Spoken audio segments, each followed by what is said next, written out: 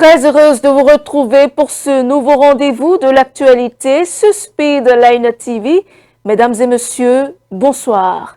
Le Bénin a évité de justesse une crise majeure ce dimanche 7 décembre 2025, une tentative de coup d'État militaire menée par un groupe dissident de soldats a été rapidement neutralisée par les forces armées loyales aux institutions.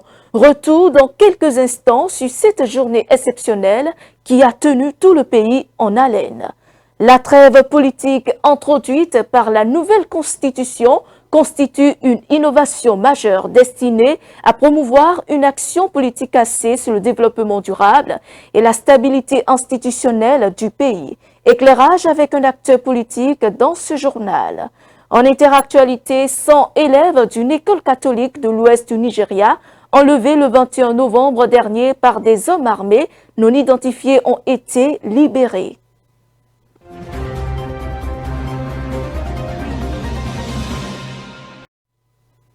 Dix jours après un putsch en Guinée-Bissau et moins de 2 mois après un autre bouleversement, à Madagascar, le Bénin a frôlé ce dimanche 7 décembre une crise majeure. Tôt dans la journée, un groupe de militaires dissidents a déclenché une mutinerie rapidement neutralisée par les forces restées loyales au gouvernement. Retour sur cette journée exceptionnelle qui a tenu le pays en haleine.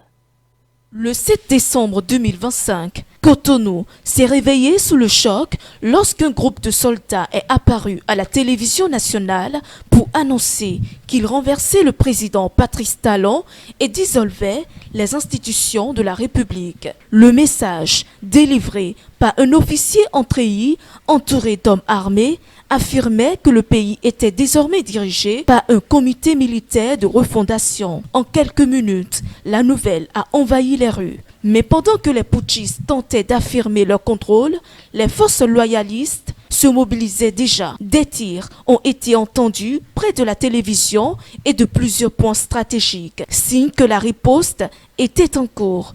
Rapidement, les unités fidèles au gouvernement ont repris la main. La télévision nationale a été sécurisée, plusieurs mutins arrêtés et les principaux axes stratégiques verrouillés.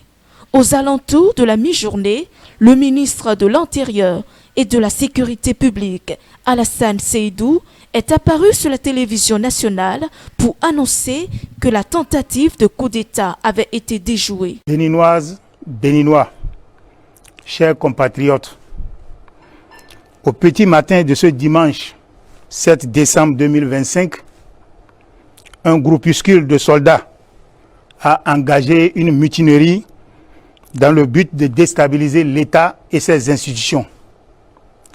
Face à cette situation, les forces armées béninoises et leur hiérarchie, fidèles à leur serment, sont restées républicaines. Leur riposte a permis de garder le contrôle de la situation et de faire échec à la manœuvre. Aussi, le gouvernement invite-t-il les populations à vaquer normalement à leurs occupations. À l'échelle régionale, la CEDEAO et l'Union africaine ont condamné ce putsch avorté. Dans une déclaration solennelle diffusée dans la soirée du dimanche sur la télévision nationale, le président Patrice Talon a condamné avec fermeté la tentative de déstabilisation survenue plus tôt dans la journée, saluant la réactivité des forces de défense et de sécurité qui ont permis de contenir rapidement la situation. Il a assuré la population de la stabilité des institutions et réaffirmé la détermination du gouvernement à préserver l'ordre républicain face à toute entreprise visant à ébranler l'État. Suivons un extrait de ses propos. Béninoises, Béninois, mes chers compatriotes, je m'adresse à vous ce soir parce que notre pays a vécu aujourd'hui des événements d'une gravité extrême. En effet, un groupuscule de soldats, sous prétexte de revendications fallacieuses, a entrepris une mutinerie à l'effet de s'attaquer aux institutions de la République et de déstabiliser notre nation en remettant ainsi en cause l'ordre démocratique. Une telle entreprise aurait eu pour conséquence de plonger notre pays dans une aventure sans lendemain, aux conséquences désastreuses. Elle aurait mis un coup d'arrêt au processus de développement amorcé par notre pays grâce aux efforts entrepris par toutes ses filles et tous ses fils. En pareille circonstance, le devoir républicain m'impose, en ma qualité de président de la République, chef suprême des armées et garant de la stabilité du pays, de prendre les mesures appropriées pour faire échec à l'œuvre des aventuriers désireux de nous faire retourner dans un passé de triste mémoire. J'ai donc, en coordination avec le commandement des forces de défense et de sécurité, engagé les actions nécessaires au maintien de la paix en vue de garantir la sécurité et la quiétude de tous sur toute l'étendue du territoire national. Je voudrais ici saluer le sens du devoir de notre armée et de ses responsables qui sont restés républicains et loyaux à la patrie. Avec eux, nous avons fait front, repris les positions jusqu'à nettoyer les dernières poches de résistance des mutins. Cet engagement et cette mobilisation nous ont permis de faire échec à ces aventuriers et d'éviter le pire à notre pays. Cette forfaiture ne restera pas impunie. C'est le lieu pour moi de féliciter nos forces de défense et de sécurité dans leur ensemble pour leur sens du devoir. Je voudrais, par la même occasion, avoir une pensée pour les victimes de cette aventure insensée, de même que pour les personnes encore retenues par les mutins en fuite. Je leur donne l'assurance que nous ferons tout pour les retrouver sains et saufs. Mes chers compatriotes, je voudrais par la même occasion vous remercier particulièrement, vous, de l'intérieur comme de l'extérieur, pour votre soutien actif et vos nombreux messages d'encouragement durant cette journée. Ils nous ont rassurés et donné l'énergie nécessaire pour faire front au nom du Bénin, qui, nous pouvons le dire, a bien une âme. Enfin, je voudrais vous rassurer que la situation est totalement sous contrôle et vous inviter, par conséquent, à vaquer sereinement à vos occupations dès ce soir même. La sécurité et l'ordre public seront maintenus partout sur le territoire national pour garantir la liberté d'aller et de venir à toutes et à tous. Vive la République, vive le Bénin. Je vous remercie. L'ancien président de l'Assemblée nationale, Adrien Rungbechi, est sorti du silence ce dimanche pour réagir à la tentative de coup d'État qui a secoué le pays dans la journée.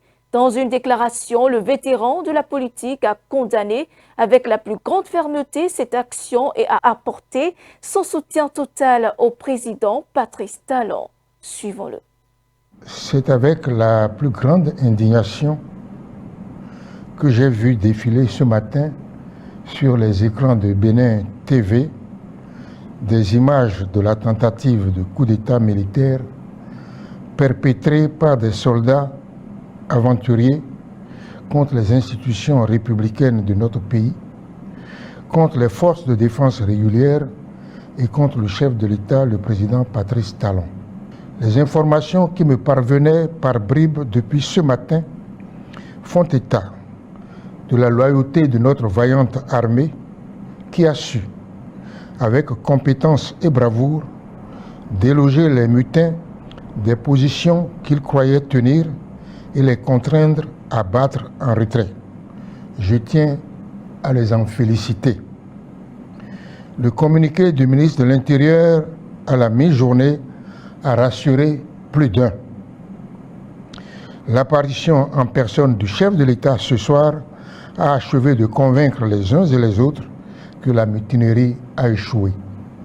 Pas plus tard qu'hier, 6 décembre 2025, de 17h à 19h à son domicile, où il m'avait fait l'honneur de m'inviter, j'échangeais avec le président Talon sur la situation économique de notre pays et sur les perspectives de développement pacifique et continu qui s'offrent au Bénin à l'orée de la prochaine mandature, grâce en particulier aux dernières réformes constitutionnelles adoptées par le Parlement.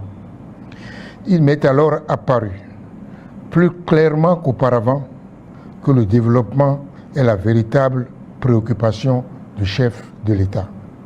Je tiens à exprimer au président Patrice Talon ma totale solidarité et mon ferme soutien à l'occasion de cette tentative de remise en cause des progrès accomplis par le Bénin sous ces 2 mandats.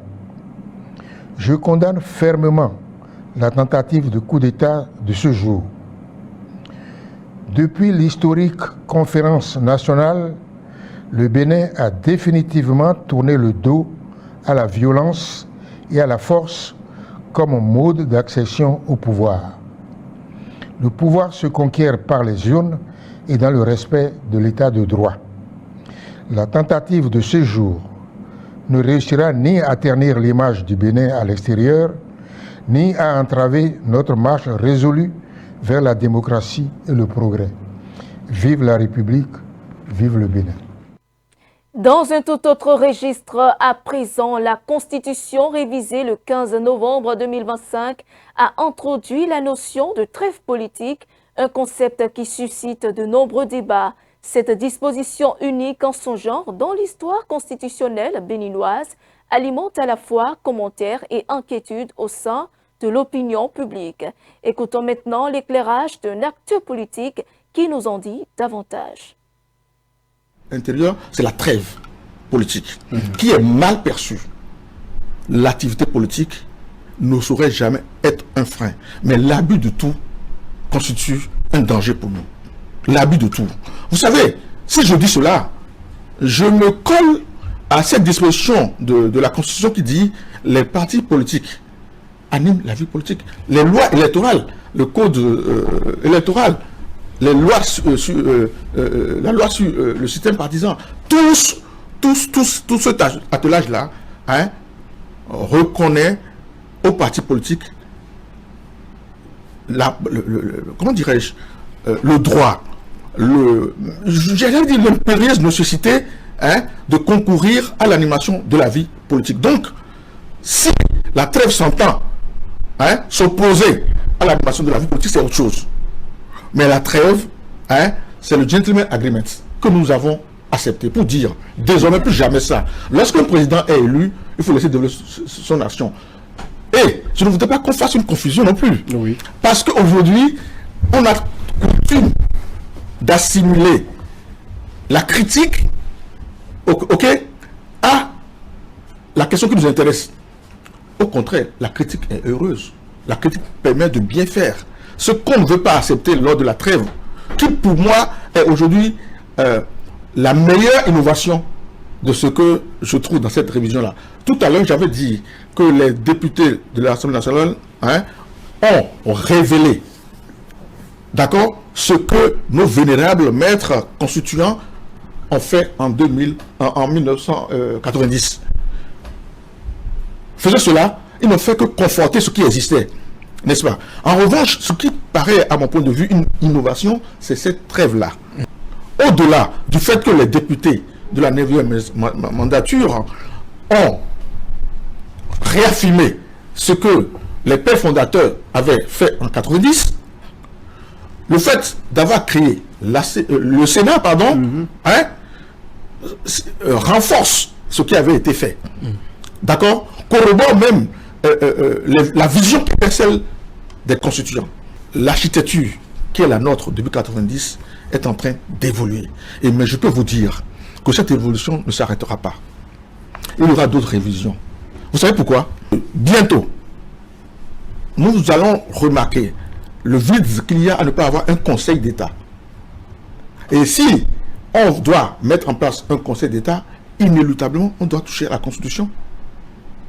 Si la réflexion se poursuit et que au lendemain de cette révision, si la nouvelle équipe s'installe, la 10e mandature ou la 11e, je ne sais pas quand, et qu'on va évoquer la question, vous allez entendre dire, mais pourquoi est-ce qu'on veut réviser la Constitution maintenant? Pourquoi est-ce que ça n'a pas été fait avant? Il n'y a jamais eu de temps opportun pour faire la révision de la Constitution. Or, nous nous rendons compte aujourd'hui que si cette révision n'avait pas eu lieu, aujourd'hui, quand le nouveau président va venir, on va lui dire qu'il a des intentions. Et dans le reste du monde, les élèves de l'école catholique Saint-Marie enlevés le 21 novembre dernier dans l'État du Niger ont été relâchés ce dimanche et transférés à Abuja. Leur libération ne s'accompagne pour l'instant d'aucun détail officiel sur les conditions de l'opération. Plus de 160 personnes restent toutefois portées disparues. Le gouvernement nigérian a annoncé dimanche la libération de 100 élèves de l'école catholique Saint-Marie à Papiri. Ils font partie des 302 élèves et 12 enseignants enlevés le 21 novembre par des hommes armés non identifiés, alors qu'au moins 50 avaient déjà réussi à s'échapper.